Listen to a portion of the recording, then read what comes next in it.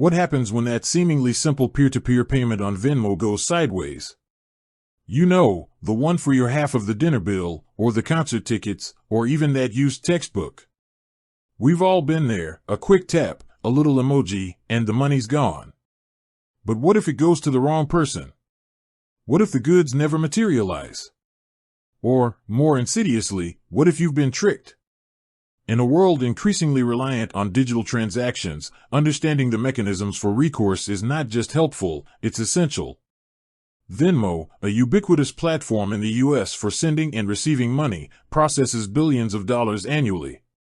With such a massive volume of transactions, disputes are an inevitable, albeit infrequent, part of its operational landscape.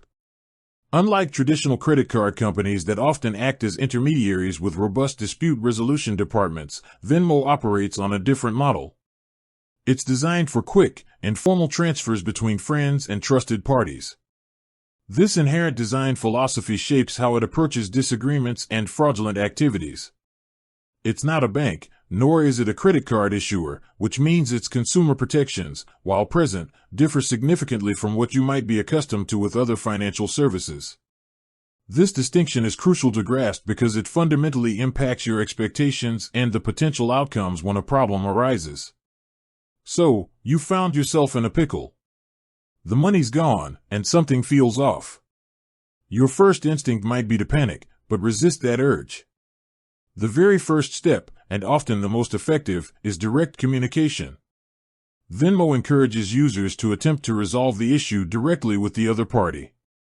Think of it like this: if you accidentally paid a friend too much, you wouldn't immediately call Venmo, you'd text your friend and ask for the difference back. This principle extends to many simple disputes. Perhaps there was a misunderstanding about the amount, or a simple typo in the recipient's username. A polite message, explaining the situation, can often clear things up quickly and painlessly. Remember, the other person might be just as confused as you are, or simply unaware of the error. However, what if direct communication fails, or if the other party is unresponsive, uncooperative, or even malicious? This is where Venmo's more formal dispute process comes into play. It's important to understand that Venmo's approach isn't always about recovering funds in the same way a credit card chargeback would. Their primary focus is often on account security and preventing future fraudulent activity. There are essentially two main categories of disputes Venmo addresses: unauthorized transactions and issues related to goods and services. Let's tackle unauthorized transactions first, as these are generally viewed with the most urgency by Venmo. An unauthorized transaction occurs when someone gains access to your Venmo account and sends money without your permission. This could be due to a compromised password, a phishing scam, or even a lost or stolen device. If you suspect an unauthorized transaction, time is of the essence.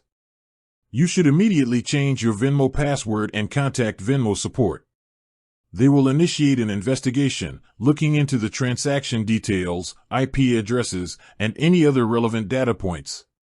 While they can't guarantee a recovery of funds in all cases, especially if the money has already been withdrawn, they will take steps to secure your account and try to reverse the transaction if possible.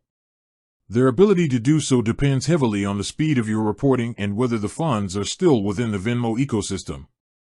Now, let's move on to disputes related to goods and services. This is where things get a bit trickier, and where Venmo's design philosophy truly shines through.